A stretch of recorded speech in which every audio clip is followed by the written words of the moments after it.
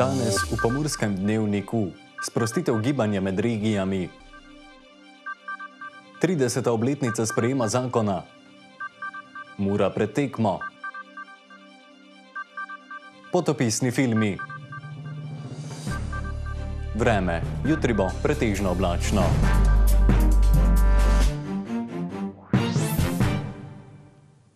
Spoštovane gledalke, cenjeni gledalci, lepo pozdravljeni. Situacija v splošni populaciji se v zadnjem tednu umirja in ukrepi 11-dnevnega zaprtja države kažejo učinek. To se sicer še ne kaže v bolnišnicah, ki so še zmeraj zelo zasedene, kljub temu pa se nam po vladnem načrtu v kratkem obeta tudi sprostitev gibanja med regijami. Rdeče regije bodo med tem najverjetneje ostale zaprte. Kljub temu, da se sproščajo številne dejavnosti, moramo ob tem dosledno upoštevati dodatne ukrepe. Kot ste slišali, se situacija v splošni populaciji v zadnjem tednu umirja, se pravi, da ukrepi, ki smo jih izvajali od 1. do 11. aprila, nekako kažejo svoj učinek. Seveda pa se ta učinek še ne kaže pri bolnikih, ki potrebujejo bolnišnično zdravljenje in zdravljenje v intenzivnih enotah.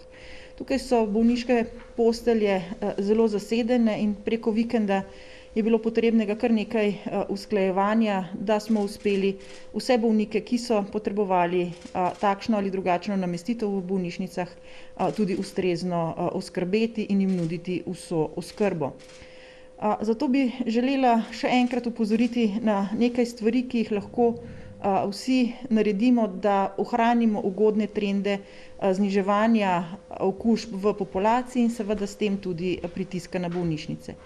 Kljub temu, da se sproščajo številne dejavnosti, kar nam omogoča nekako povratek v bolj normalno življenje, pa moramo ob teh sprostitvah upoštevati dodatne ukrepe, ki jih lahko izvajamo sami. V rumeni fazi bo tudi večina kulturnih prireditev pod pogoji Nacionalnega inštituta za javno zdravje omogočenih. Smo pravzaprav razpravljali že prejšnji teden in so kulturne prireditve uvrščene v rumeno fazo.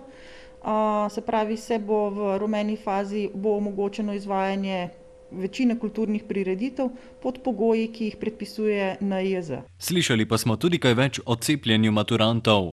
Podatkov o tem, kakšen je interes, pravzaprav nimamo, ker te podatke se zbirajo na posameznih cepilnih mestih, kjer se bo cepljenje tudi izvajalo, ni pa tukaj nekega centralnega registra, kjer bi bili maturanti vpisani. Kar se tiče prekinitve karantene, je že bilo izdano priporočilo, se pravi, da maturanti, ki bi bili v karanteni zaradi stika in mature redno ne bi mogli opravljati, bodo šli na PCR test 24 ur pred izpitom oziroma testom in če bo test negativen, bodo potem po posebnih pogojih lahko pisali oziroma opravljali ustni izpit mature. Kar se tiče samotestiranja, moramo počakati še na dovoljenje JAZMP-ja, za katerega je potrebno pridobiti validacijo testov v slovenskem okolju, ki se trenutno izvaja. Takoj, ko bo to izpolnjeno, se potem seveda samo testiranje lahko začne. Kar se tiče cepljenja, je pa to stvar cepilnih centrov. Ko bodo imeli podatke, bodo začeli z vabljenjem tudi maturantov na cepljenje. Vsak od nas je zelo pomemben člen v verigi prenosov, ki omogoča, da se veriga prekine, da ne pride do dodatnega širjenja in da se epidemija ustavi.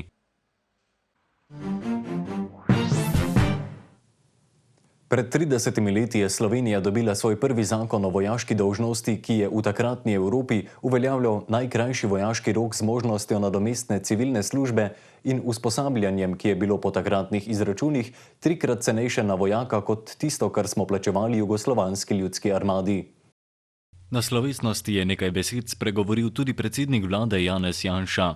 Kljub temu je bila saga, skozi katero smo šli takrat zato, da je bil zakon pred 30 leti potem sprejet, precej bolj komplicirana, kot pa smo slišali v teh kratkih uvodnih besedah, kajti ta zakon ni bil predstavljen 18. aprila in potem sprejet. Zakon je imel za sabo skoraj polletno proceduro, vladno in skupščinsko oziroma parlamentarno. in odpori proti sprejetju tega zakona so bili silni. Teh 115 glasov, jaz se ne spomnim točno, sicer ko glasov je bilo, vem pa, da je bilo razmerje vse skozi sprejemanja na nož, se pravi izredno tesno, in da smo morali proceduro nekajkrat ponavljati. Morate povedati, da je takrat v teh prostorih, tudi v tej dvorani, zasedalo 240 delegatov, ne 90 kot zdaj, in to v 3 ločenih zborih. V zboru Združenega dela, zboru občin in družbeno-političnem zboru. Vsakem je bilo 80 delegatov in vsak zakon je bil sprejet pod pogojem, da je bil v enakem besedilu z vejicami in pikami sprejet v vseh 3 zborih. Postopno oblikovanje novega obrambnega sistema in lastne vojaške sile je pomenilo pomemben del priprav na dejansko osamosvojitev Slovenije, ki je bilo zaradi nasprotovanja doma in v tujini vodeno posebej pazljivo. Mura je niz neporaženosti podaljšala na 5 tekem, a točka v dvoboju s Celjem ni pretirano zadovoljila domačih nogometašev, ki zmago neuspešno lovijo na 3 zaporednih preizkušnjah. Že jutri ob 15. pa jih čaka srečanje z ekipo Tabora. Ob tem smo trenerja črno-belih povprašali, kakšno tekmo pričakujejo jutri. Trdo tekmo, eno zahtevno preizkušnjo. Specifika njihove igrišča je vsem znana, tako da morali bomo biti na zelo, zelo visokem nivoju, če želimo biti uspešni. Tudi stanje terena so pri pripravah vzeli v poštev. To je dejstvo, da je specifičen teren, ampak da bi zaradi tega se obremenjevali, ne. Postavili se bomo tako, da bomo poskušali nasprotniku onemogočiti njihove dobre stvari in izkoristiti naše dobre. Pokomentiral je tudi menjavo trenerja v vrstah Tabora. Menjava trenerja je samo na papirju. Njihov trener je ostal enako, kolikor je meni znano. Če se kaj spremenilo, vam težko odgovorim, ampak stvar je ta, da so samo zaradi birokratskih zadev zamenjali trenerja. Dobro izhodišče za jutri je prva tekma proti Sežani, ki so jo črno-beli odigrali letos. To je eno dobro izhodišče, tista tekma je zelo dobro izhodišče. Kljub temu smo mi si ustvarili več priložnosti kot nasprotnik, nažalost nismo zadeli in tu v tej tekmi pomeni, v jutrišnji tekmi se moramo v fazi napada izboljšati. Na treningih so se posebej posvetili tudi zaključku napada. Ogromno poudarek dajemo zaključku napada. Dejstvo pa je, da je gol doseči najtežje, ampak mene veseli dejstvo, da se fantje, ki so blizu vrat, poskušajo oziroma delajo zelo trdo in slej ko prej se jim odprli. Sicer črno-beli na lestvici za Mariborom še vedno zaostajajo za 4 točke, pred vodilno Olimpijo pa 8 točk. Dars je od začetka decembra lani do konca marca prodal skupno nekaj več kot 1,4 milijona vinjet z letnico 2021, kar je 24% manj kot je v enakem obdobju leto prej prodal vinjet z letnico 2020. Vrednost prodanih vinjet se je v omenjenem obdobju na letni ravni zmanjšala za 13,41 milijona na 83,55 milijona evrov.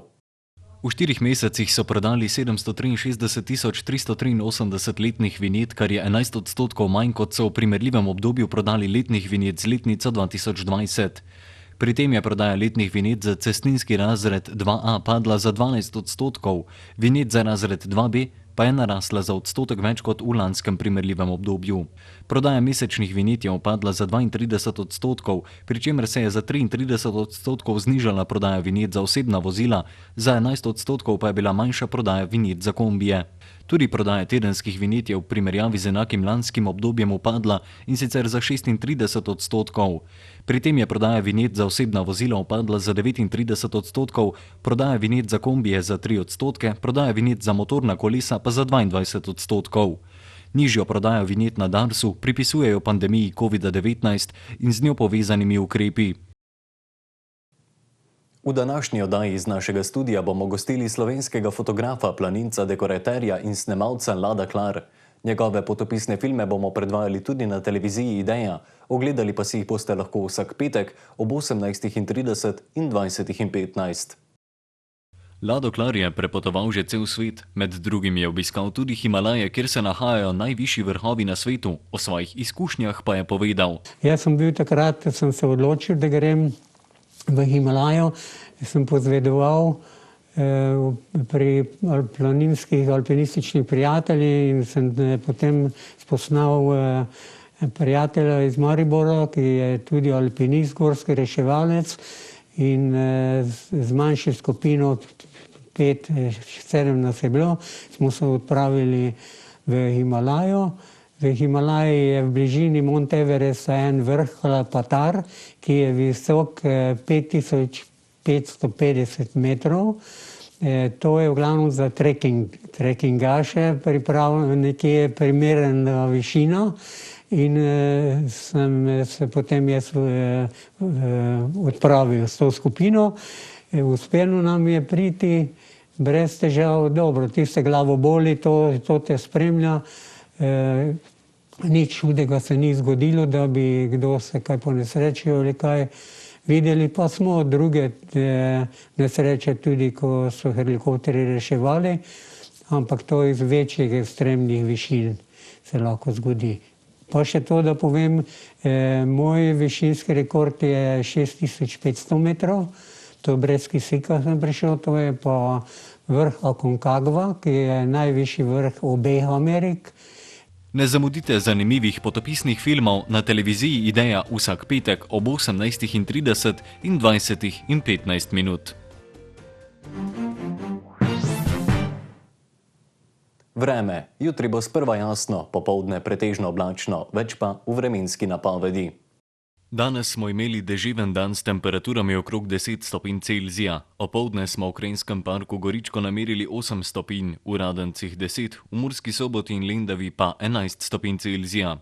Jutri bo sprva precej sončno, sredi dneva in popoldne pa spremenljivo oblačno s krajevnimi plohami. Zapihal bo jugozahodnik. Najnižje jutranje temperature bodo v severovzhodni Sloveniji, v Murski Soboti in Mariboru okoli 3 stopinje, dnevne pa okoli 18 stopinj Celzija. V četrtek bo v zahodni Sloveniji pretežno oblačno z občasnimi padavinami, drugod bo dopoldne še večinoma sončno, pihal bo jugozahodnik. Popoldne in zvečer bo dež od severa prehodno zajel večji del države, v petek bo delno jasno s spremenljivo oblačnostjo, popoldne bo nastalo nekaj ploh.